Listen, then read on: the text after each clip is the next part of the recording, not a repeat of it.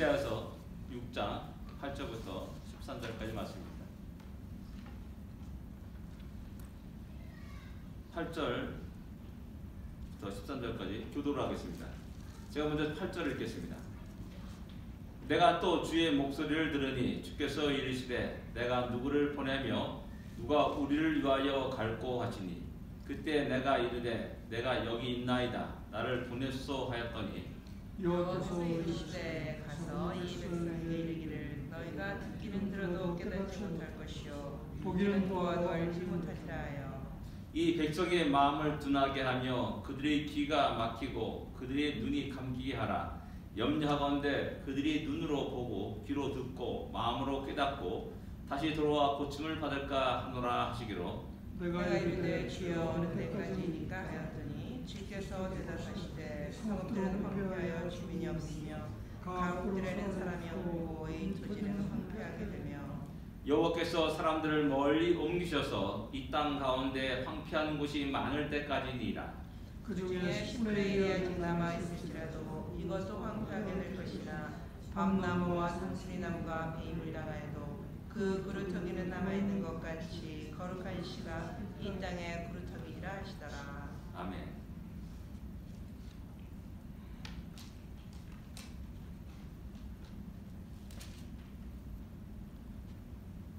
하나님의 놀라운 영광을 목격한 이사야 선지자는 제일 먼저 자신의 부정한 입술을 고백합니다. 입술이 부정하다는 그 말 속에는 그의 생각과 사상과 가치관들, 어떻게 더 나가면 그들의 신앙관까지도 잘못되었고 부정하다라는 것을 의미한다는 수 있습니다. 왜냐하면 죄악된 백성들 가운데 함께 살아갑니다.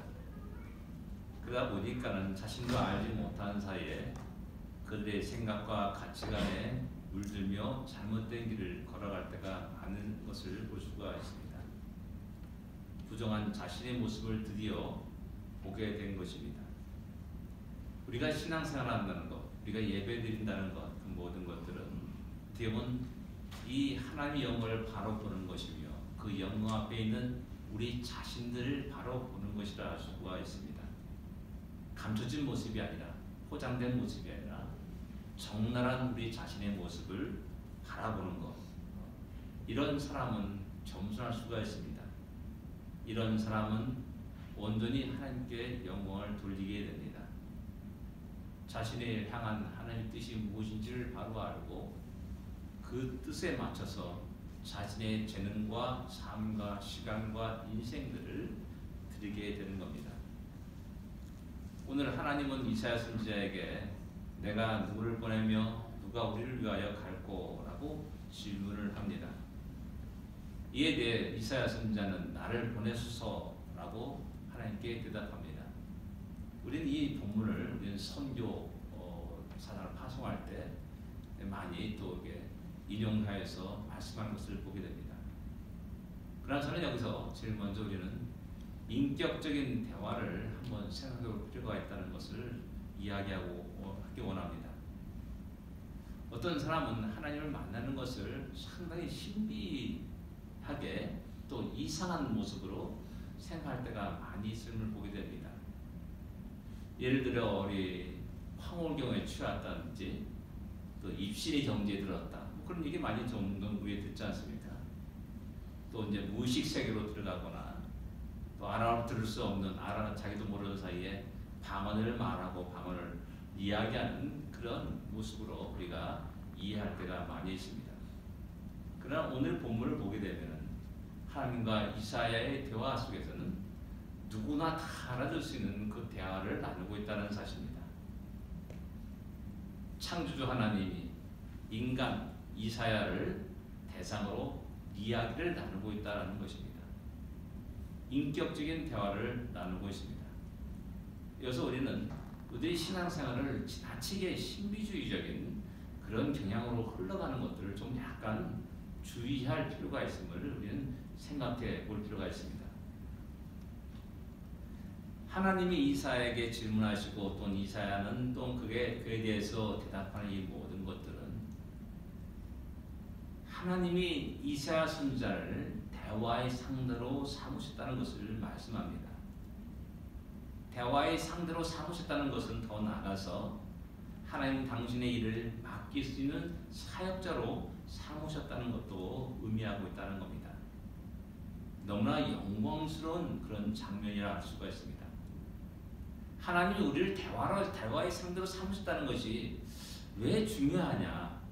쉽게 말하면 여러분들, 또 우리를 당신의 사역자로 또 동역자로 또한 삼으셨다는 것, 그것이 왜 중요하냐? 그래서 우리가 우리 삶 속에서 개와 돼지와 소, 그것을 보면서 우리가 대화의 상대로 그들을 여기고 있습니까? 잠시 잠깐 어떤 훈련을 통해서 간단한 몇 가지 단어들을 명령어를 갖다가 또한 훈련받아서 그것에 대해서 이행하는 그런 모습은 볼 수가 있습니다. 그러나 개, 돼지, 소를 갖다가 우리의 사역의 동역자로 삼지는 않는다는 겁니다. 대화한다고 하는 사람이 있습니다. 그러나 그 대화의 내용을 가만히 보게 되면 내 생각입니다. 내 생각을 대화한다고 생각하는 겁니다.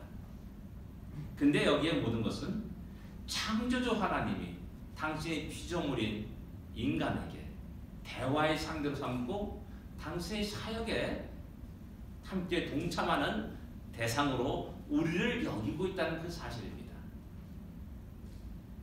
그것이 얼마나 우리에겐 영광스러운 일인지를 한번 생각해 봐야 되는 것입니다. 하나님은 누구를 보낼 거라고 질문하십니다. 그 질문 속에는 누가 나의 일을 할 수 있는가라는 질문이기도 합니다. 누가 하나님의 뜻을 받들어 일할 수 있으며 하나님의 뜻을 행할 수가 있겠습니까? 그것은 하나님의 영광을 본 자가 아니면 할 수 없는 겁니다. 하나님의 영광을 보았을 뿐만 아니라 자기의 죄악을 바로 보고 고침을 받은 자가 아니면 그 일을 행할 수가 없습니다. 이렇게 하나님의 뜻을 바르게 아는 자만이 하나님과 대화하며 하나님의 그 거룩한 뜻을 이뤄 가게 되는 겁니다. 그렇지 않은 사람들은 대부분 그의 모든 일들은 아무리 선한 일이 할지라도 결국 그 모든 일들은 자기의 영광을 취하는 수단으로 밖에 여기지 않는다는 것입니다. 하나님의 선지자 종 이사야 선지자가 바로 그 하나님의 영광을 본 자였고, 또한 하나님 앞에 그 영광 앞에 자기 시간에 여러 가지 부족한 것들을 또한 보고 또한 고침을 받은 자였음을 우리는 잘 알고 있습니다. 하나님 이사야에게 내가 갈 수 있느냐? 내가 내 일을 할 수 있느냐? 해주겠느냐? 내가 그 일을 할 수 있겠냐라고 인격적인 질문을 이사야에게 던지고 있는 겁니다. 하나님은 무엇보다도 그 누구보다도 이사야 선지자를 보내기 원하였고 이사야 선지자의 자발적인 순종을 원하시고 계시다는 사실입니다. 그런데 이사야 선지자가 엉뚱하게 김아무개를 보내주소서, 또 박아무개가 더 훌륭한 자입니다 라고 말했단다면 과연 하나님의 마음은 어떠하겠냐라는 겁니다. 그러나 이사야 선지자는 하나님 무슨 의도로 자기에게 질문하며 또한 무엇을 요구하는지를 잘 알고 있었다는 것입니다. 지금 현재 하나님이 자신을 요구한다는 것을 잘 알았기에 그는 그 누구보다도 나를 보냈소라고 이렇게 대답하고 있는 겁니다. 한마디로 이사야 선지자는 영적으로 민감한 자라는 사실을 우리는 알 수가 있습니다. 이런 영적인 민감은 하루아침에 이루어지는 것이 결코 아닙니다. 하루아침에 갑자기 천지개벽이 되어가지고 그가 하나님의 뜻을 온전히 순종하고 복종하는 자가 되는 것이 아니라는 것입니다. 하나님과의 오랜 교제 속에서 이룰 수 있는 것입니다. 하나님과 오랜 교제, 또한 주의 말씀을 통하여서 이런 영적인 민감성을 유지하며 나가게 되는 것입니다. 그러면서 우리의 신앙생활은 꾸준함이 있어야 됩니다. 꾸준함이 있어야 됩니다. 날마다 주의 말씀을 묵상하며 자신을 돌아보는 그런 삶이 있을 때 어느 순간에 하나님께 되었다, 때가 되었다, 무르익었다, 내 마음에 합하게 되었다 라고 생각할 때 누가 나를 위해서 갈고 내가 누구를 보낼 거라고 질문을 던지게 되는 것이죠. 그럴 때 우리 모두는 그 하나님의 질문에 바르게 응답하시는 자가 되어야 된다는 사실입니다. 이사야 선지자는 하나님의 인격적인 질문에 또한 인격적인 반응을 보입니다. 나를 보내소서 라는 그 응답, 그것은 과연 무엇이 가운데 한 말일까라는 것입니다. 여러분들 우리 베드로에게 그가 변호사에서 놀라운 간격을 본 후에 자신도 모르게 주님 이곳에 초막 셋을 찍어서 함께 살고 싶습니다. 살지요 라고 이렇게 요청하는 장면을 볼 수가 있습니다. 근데 이 상황을 누가복음에서는 자기가 하는 말을 자기도 알지 못하더라 라고 이렇게 기록하고 있습니다. 뭔지 모르고 행성수상하는 겁니다. 너무나 그 영광에 취해가지고. 과연 나를 보냈소라는 이사야 선지자의 말 응답이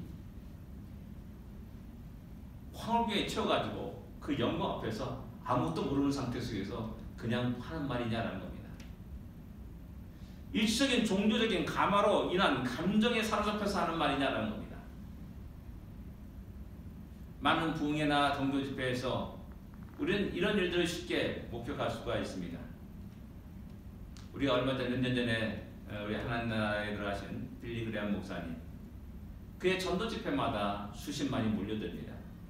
최대의 관중이 우리 대한민국 여의도 광장에서 일어났던 100만 명 그런 집회였습니다.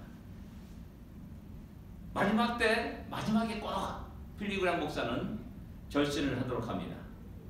그리고 앞으로 나오게 합니다. 수많은 사람이 앞으로 나옵니다. 그러나 SK도 통계적으로 보면은 그 가운데 7%만이 계속적으로 신앙생활했다는 통계가 나오고 있습니다. 평균적으로 10%니까 아마도 우리 대한민국 사람 입장에서 보게 되는 아마 이 %는 더 낮아질 것이라고 볼 수 있습니다.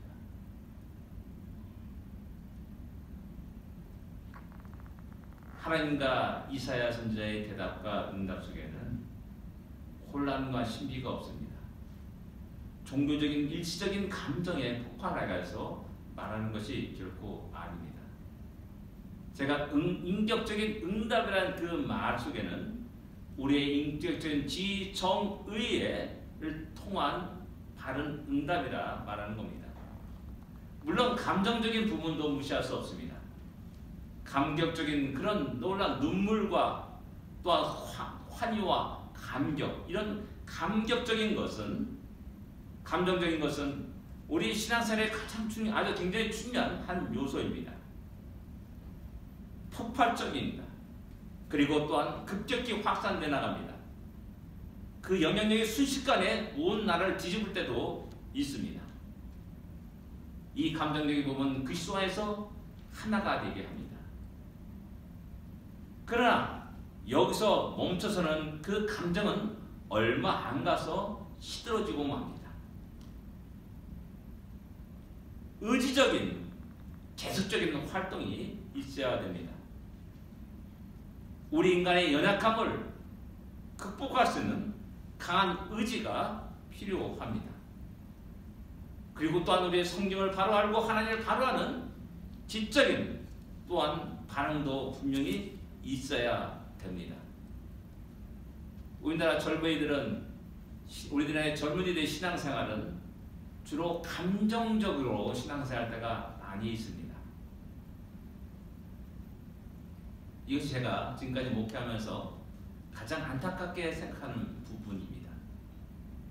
10년, 20년 신앙을 해하고 모태신앙이라고 해도 성경 66권을 한 번도 읽지 못하고 생각하는 사람들이 의외로 많은 것을 보게 됩니다. 집사라고 말하면서 욥기가 어딘지 모르고 살아가는 사람도 많이 있음을 우리는 잘 알고 있습니다. 그래서 제가 목회하면서 가장 중요하게 여기는 것은 우리의 모든 성도들은 날마다 주의 말씀을 창세기부터 계시록까지 꾸준히 읽어나가는 그러한 말을 그렇게 할 것을 계속 촉구하는 겁니다. 제가 예전에 들었던 한 얘기를 또한 여러분들에 들려주기를 원합니다. 어느 여의도 대형 집회 때 수많은 젊은이들이 감동을 받아가지고 선교사를 지원하기로 서약합니다. 손을 들어서.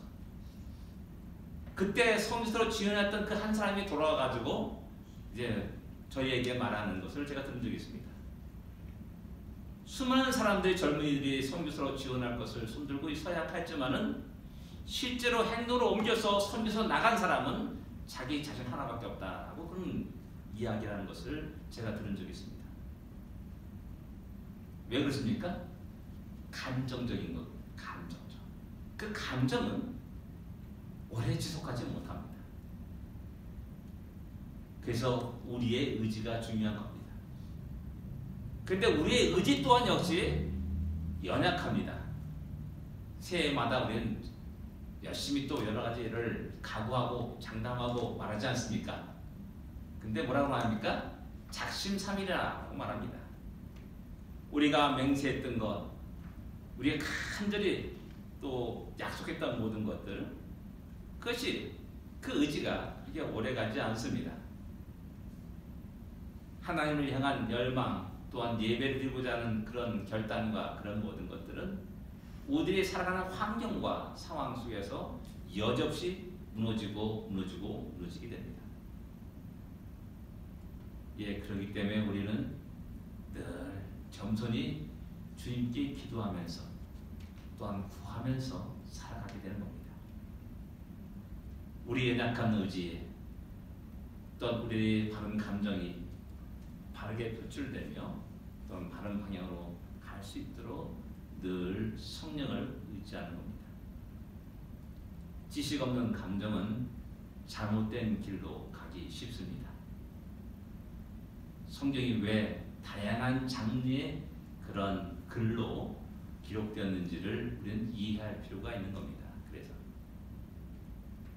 냉철한 법, 내 얘기를 보면 전부 다 법적인 조문으로 쫙 가득 차 있음을 우리는 알 수 있습니다.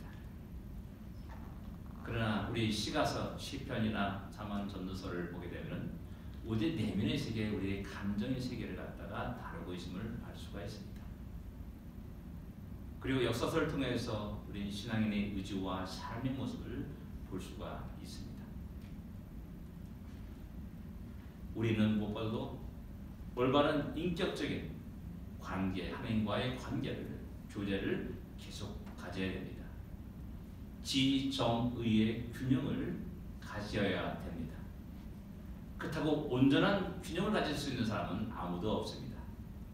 그러기에 서로가 서로의 부족을 채우게 되는 겁니다.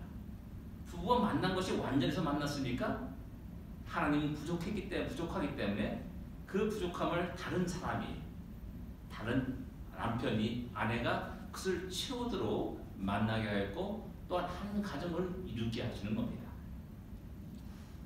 잠언서 19장 2절에는 지식이 없는 소원은 선하지 못하다라고 말씀합니다. 예, 그렇습니다. 지식이 없는 소원은 잘못된 길로 가기 쉽습니다. 지식이 없는 감정의 폭발은 이단으로 빠지기 쉽습니다. 그리고 때때마다 순간순간마다 하나님은 우리에게 우리의 의지를 계속 촉구하는 장면들을 볼 수가 있습니다. 두려워 말라, 놀라지 말라, 앞으로 나가라 라는 이런 말씀이 바로 그런 우리의 의지를 촉구하는 말씀이라 할 수가 있습니다. 그러기에 성령을 잃지 않고 신앙생활한다는 것, 성경을 잃지 않고 내 자신을 하나님께 헌신한다는 것은 참으로 무모한 일이라 할 수 있는 겁니다. 온전한 지정의 인격적인 응답을 하는 참으로 바른 주의 백성이 되어야 됩니다. 하나님 이 세상에서 우리를 먼저 부르셨습니다. 당시의 거룩한 일을 위해서 우리를 부르셨습니다. 그리고 끝없이 우리와 교제하기를 원하시고 우리와 대화하기를 원하십니다. 근데 우리는 엉뚱해도 세상을 향해서 고개를 돌리고 세상을 향해서 우리의 발걸음을 옮기고 우리의 모든 생각과 가치관과 방향은 세상적인 것이 너무나 많다는 것입니다. 이런 상황 속에서 다시 한번 우리의 생각과 방향들을 하나님의 온전한 인격적인 응답으로 할 수 있는 그런 방향으로 돌이켜야 된다는 사실입니다. 하나님 또한 인격적인 응답을 하는 이사야 선지자에게 이상한 말씀을 하고 있음을 보게 됩니다. 여러분 다 같이 10절을 여러분 다 같이 읽어보겠습니다. 10절입니다. 6장 10절입니다. 같이 읽겠습니다. 이 백성의 마음을 둔하게 하며 그들의 귀가 막히고 그들의 눈이 감게 하라. 염려하건대 그들이 눈으로 보고 귀로 듣고 마음으로 깨닫고 다시 돌아와 고침을 받을까 하노라. 이상한 말씀을 하고 있죠. 그들이 눈으로 보고 귀로 듣고 마음으로 깨달아 다시 돌아와서 고침을 받을까 염려한다. 이렇게 말씀합니다. 선지자 역할이 무엇입니까? 눈을 뜨게 하는 역할이요, 또는 듣게 하는 역할이요, 깨닫게 하는 역할입니다. 그런데 하나님은 이것을 염려한다라고 말씀하고 있습니다. 그럼 왜 이사야 선지자를 보내려고 하는 겁니까? 이 10절의 말씀의 진정한 뜻은, 의미는 무엇입니까? 하나님 유대 백성들이 회개하는 것을 원하지 않는다는 말입니까? 고침을 받는 것을 싫어한다는 말입니까? 결론적으로 말하면 하나님 결코 그런 하나님이 아니라는 사실을 우리는 전제하로 우리는 생각해야 됩니다. 그렇다면 이 말씀의 뜻은 무엇입니까? 너무나 완고한 백성들을 책망하는 말씀인 겁니다. 완고합니다. 목이 오든 백성이라고 모세는 끝없이 이스라엘 백성들에게 이야기합니다. 교만한 자들이라고 끝없이 이야기합니다. 아무리 선지자가 외쳐도 그들은 듣지 않습니다. 바로 그러한 백성의 모습을 그대로 이야기해주고 있는 겁니다. 심령의 강박한 모습, 심령의 무감각한 상태에 그들의 모습을 그대로 이야기하고 있는 겁니다. 이것은 이스라엘 백성뿐만 아니라 하나님이 알지 못하는 모든 이방인들에게도 동일하게 나타나는 것입니다. 애굽의 바로 왕, 끝없이 하나님의 재앙이 그들에게 내렸음에도 불구하고 그들은 하나님께 항복하지 않는다는 사실입니다. 결국 애굽의 모든 것이 초토화되고 장자가 죽는 비극에 이르러서야 드디어 그들은 항복하고 이스라엘 백성들을 내쫓게 되는 겁니다. 이스라엘 아합 때 엘사는 이스라엘 백성들과 아합왕에 분명히 하나님이 전능하심을, 하나님이 살아계심을 나타내 보여주셨습니다. 그러나 그들은 돌이키지 않았습니다. 여전히 바알과 아세라에게 재물을 갖다 바쳤고 자기의 소원을 빌었고 또한 그 우상을 섬겼음을 이스라엘 역사는 우리에게 증거하고 있습니다. 또한 지금 현재 이사야 선지자 이 시대에 바로 유다 백성들도 역시 그렇게 동일하게 아방 그 시대처럼 그렇게 우상을 섬기고 살아가는 모습을 보여주고 있는 겁니다. 수많은 선지자들이 외쳤습니다. 그러나 그들의 귀는 닫혔습니다. 그들의 눈은 소경이 되었습니다. 그들의 심령은 너무나 완고했고 또한 교만했습니다. 하나님은 그들이 고침을 받을까 염려된다라고 말씀합니다. 왜 그렇습니까? 어설프게 고침을 받으면 안 된다는 의미입니다. 인간은 참 교활한 동물입니다. 화장실 들어갈 때가 가고 나올 때가 다르다는 말을 우리는 하고 있지 않습니까? 급할 때는 아이고 하나님 제발 살려주소 라고 말하지만은 그러나 고침을 받고 새롭게 되었을 때 결코 하나님 앞에 나오지 않는다는 겁니다. 예, 그렇습니다. 좀 매를 맞으면 정신을 차린 것 같다도 낳게 되면 또 역시 다시 죄를 범하는 하나님을 대적하는 그런 것이 이스라엘의 역사였음을 또한 성경 우리에게 증거하고 있는 겁니다. 그렇게 교활한 자들이고 간사한 자들이고 또한 죄 많은 인생을 이야기하고 있습니다. 그래서 섣불리 고침을 받고 그렇게 돼서 안 된다.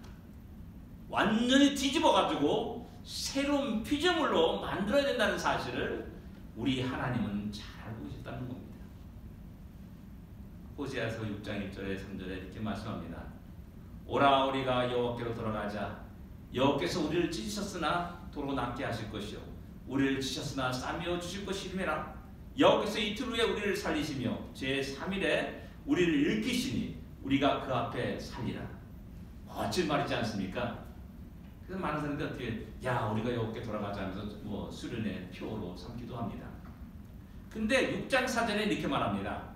에브라임아 내가 내게 어떻게 하랴? 유다야 내가 내게 어떻게 하랴? 너의 이래가 아침 구름같이 쉬 없어지는 이슬 같구나. 앞에는 이스라엘 백성들이 야 여호와께 돌아가자 라고 이렇게 말합니다. 근데 그들의 마음은 그냥 아침 이슬같이 잠깐 있다가 사라져버리는 그런 것과 같다라고 말하고 있는 겁니다. 이스라엘 백성들은 야, 아무리 잘못해도 하나님께 나가면 금방 우리를 용서해 줄 거야. 아주 이렇게 가볍게 이야기합니다. 뭐 죄를 졌으면 속죄제 하나, 송아지 한 마리 데리고 가가지고 피를 흘리고 제사 드리면 되지 라고 이렇게 생각합니다. 이 속에 무엇이 없습니까? 통에 자욱한 눈물이 없는 겁니다. 안타까운 게 없습니다. 오늘 이 시대 우리들의 신앙의 문제가 뭡니까? 눈물이 없는 신앙생활을 하고 있는 겁니다. 하나님 은혜의 감격의 눈물이 없습니다. 내 죄에 대한 통에 자욱하는 그 눈물이 없는 겁니다. 메마른 심령 속에서 살아가고 있는 이런 우리의 모습을 볼 수가 있습니다. 이런 모습은 구약시대 이스라엘 백성과 조금 다르지 않습니다. 송아지 한 마리 데려가지 뭐. 양 한 마리 데려가지. 단순하게 우리는 이렇게 생각합니까? 하나님이 용서 구하면은 7번에 70번씩 하라는 그 말씀 속에 야 우리는 언제든지 하나님 가서 용서해 주소 라고 말하면 깨끗하게 우리의 죄를 씻어주신다. 깨끗하게 기억하지도 않는다라고 이렇게 성경의 말씀을 악용하는 그런 못된 우리의 모습이 아니겠습니까? 그 죄에 대한 무거운 그 중압감 때문에 너무나 괴로워가지고 너무나 힘들어가지고 눈물 흘리며 하나님께 회개하는 그런 모습이 없다는 겁니다. 이런 그들 향해서 하나님 무서운 진노를 쏟아부으십니다. 그들을 회복 불능의 상태로 몰고 가십니다. 그들을 포로 생활하게 만듭니다. 대적에 패해가지고 다 노예로 끌려가도록 하십니다. 그 거룩한 성전이 이방인이 짓밟는 그러한 장소로 전락되어야 합니다. 하나님은 차라리 이들을 완전히 파괴시키고 다시 새로 시작하는 것이 낫다라고 생각하시는 겁니다. 이 생각은 예레미야 선지자에 동일하게 나타납니다. 너를 부수며 뭐 이게 사명을 얘기할 때 그러지 않습니까? 다 깡그리 부수라는 겁니다. 그러나 다시 건축하는 역할을 너에게 준다라고 말하는 겁니다. 하나님 그와 마찬가지로 완전히 부순 상태 속에서 다시 지어가기를 원하시는 겁니다. 그 속에는 하나님 무슨 진노와 심판이 있습니다. 그 무서운 진노와 심판을 당하는 이스라엘 백성들은 너무나 큰 고통과 환난이 닥치게 됩니다. 그러나 우리는 그런 하나님만 봐서는 결코 안 됩니다. 그 하나님 무서운 진노 속에 심판 속에 감춰진 하나님이 크고 놀라운 사랑을 볼 수 있어야 됩니다. 부모가 자식의 말을 듣지 않고 사고 칠 때 차라리 나가 죽어라 하는 말을 하지 않습니까? 그 말을 듣고 아들이 진짜 나가서 죽는 겁니다. 이 바보 같은 시 어떻겠습니까? 부모의 말 속에는 야 제발 좀 돌이켜가지고 살아라 새 사람 되어라 라는 그런 간절한 마음이 아니겠습니까? 다시 나가서 다시 들어오지 마! 소리 빽 지르십니다. 부모님들이. 그렇다고 같이 하면 어떻게 됩니까? 부모님 말의 뜻은 그것이 아니지 않습니까? 바로 오늘 본문의 말씀이 바로 그겁니다.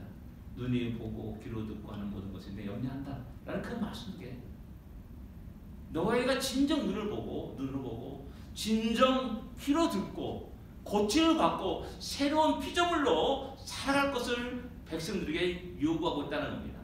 근데 그렇게 되기까지 많은 시간이 필요합니다. 너무나 어려운 시간이 필요합니다. 고통의 시간이 필요한 겁니다. 그 속에서 어찌할 수 없는 하나님의 안타까움과 괴로운 심정이 그 안에 담겨 있는 겁니다. 그렇게 사랑을 퍼붓는데 저들은 그 사랑을 알지 못하고 여전히 바알과 아세라를 향해서 우상들을 향해서 달려가는 그 모습을 보면서 너무나 괴로운 나머지 안타까운 마음으로 그런 말을 표하고 있는 겁니다. 저는 누가복음 15장에 있는 탕자의 비유를 보면서 좀 이상하게 생각했던 부분이 있었습니다. 아버지가 돌아가시기 전에 상속을 요구하죠. 그리고 그 재물을 다 가지고 먼 나라로 갑니다. 거기 아버지가 야 그러지 마라 라는 말이 없어요. 상속을 요구하는 그 자식에게 야 이놈 자식아 하면서 야단치는 말도 없어요. 그냥 다 들어준 겁니다. 하도 졸라대니까는 미리 상속을 딱 띄워가지고 너 마음대로 해라 하고 가죠. 아니야 그러니까 딱 돈을 받자마자 야 뒤에다 멀리 튀어버립니다.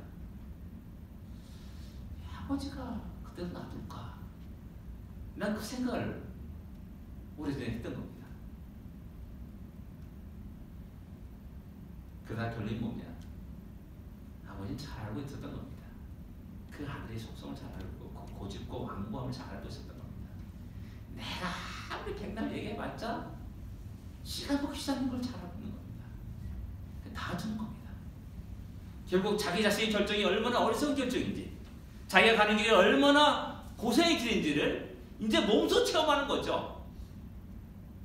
아버지 생각대로 그는 먼 나라 가가지고 쫄딱 망해가지고 쥐염자매를 먹는 그런 모습으로 전락하고 맙니다. 그때서야 비로소 아버지 집을 기억하고 내가 아버지 집에 가서 종살이하는 게 낫다 라고 생각해서 그의 발걸음을 옮기고 있다는 겁니다. 이 탕자의 비유가 그대로 하나님 아버지의 마음을 그대로 담고 있는 것이라 할 수가 있습니다. 우리가 얼마나 교만합니까? 얼마나 고집스럽습니까? 얼마나 완고합니까? 우리 생각과 우리의 계획으로 그대로 밀고 나가지 않습니까? 그것이 바로 실패요, 넘어지요, 또한 하나님 무서운 진노 아래 있는 그런 길임에도 불구하고 알면서도 끝까지 그 길을 벗어나지 못하고 가는 우리들이 고집스러운 모습을 볼 수가 있는 것입니다. 이사야 선지자는 그 하나님의 사랑을 보았습니다. 진노 속에 감춰진 하나님의 사랑을 보았습니다. 진노가 영원하지 않다는 사실을 잘 알고 있었기에 주여 어느 때까지니까? 라고 그 시간을 물어보는 겁니다. 하나님 무서운 진노는 정해진 때가 있습니다. 하나님 우리에게 고난을 주십니다. 시험을 주십니다. 그러나 능히 우리가 그 시험을 감당할 수 있도록 하신다고 고린도서 13장은 우리에게 고린도 교회를 향해서 말씀하고 있는 겁니다. 시험 당할 즈음에 또한 피할 길을 내시사라고 능히 감당케 하신다라고 말씀하는 겁니다. 무서운 진노 속에 무서운 하나님의 심판 속에 있는 감춰진 하나님의 사랑을 볼 수 있는 우리가 되어야 됩니다. 그럴 때 고난도 우리가 받는 여러 가지 어려움들도 기쁨으로 감사함으로 받게 되고 기꺼이 그 모든 것을 감내하며 인내할 수가 있다는 사실입니다. 그리고 하나님은 이사야 선지자에게 12절과 12절에 그 성읍이 황폐되겠다, 또한 그 토지가 전폐되겠다, 또한 사람들이 멀리 옮겨진다라고 말씀합니다. 그렇게 하나님은 그들을 새롭게 시작하시겠다라고 말씀하는 겁니다. 그리고 상수의 나무에 그루터기를 남겨놓겠다라고 말씀합니다. 비록 죽임을 당하겠지만 봄이 되면 다시 그곳에 싹이 나서 새롭게 자라고 또 열매를 맺는다는 사실입니다. 하나님 무서운 새로운 진노의 심판에서도 모든 것을 완전하게 멸망시킨 것이 아니라 적은 자를 남겨 놓으십니다. 죽은 것 같았습니다. 그러나 그들은 죽지 않냐고 질진 생명력을 가지고 때가 되었을 때 다시 생명력이 약동한 그런 모습을 보여줍니다. 오늘 이 시대 바로 우리가 그런 자임을 다시 한번 기억하기를 원합니다. 그냥 왔다가 그냥 사라지는 그런 인생이 아니라 진짜 하나님의 뜻과 계획 속에 있는 끝없이 하나님 우리를 통해서 일하고자 하는 그 하나님의 마음을 알고 잘 준비되고 또 하나님께 온전히 헌신 충성을 다하는 그런 우리가 되어야 됩니다. 하나님 다시 시작하기를 원하십니다. 다시 시작하는 데는 고통이 따릅니다. 그 고통 속에 끝없이 우리에게 인내할 것을 요구하십니다. 그리고 언제 시간이 흘렀을 때 돌아보면 참으로 하나님 행하신 크고 놀라운 일들을 보게 될 것입니다. 그리고 우리는 온전히 그 하나님께 영광을 돌리게 됩니다. 나의 영광이 아니라 나의 자랑이 아니라 모든 것이 하나님이 행하셨습니다 라는 그런 고백을 하게 되는 겁니다. 새로운 피조물로서 하나님께 온전히 영광 돌릴 수 있는 우리 모두가 되기를 기도합니다. 기도하겠습니다.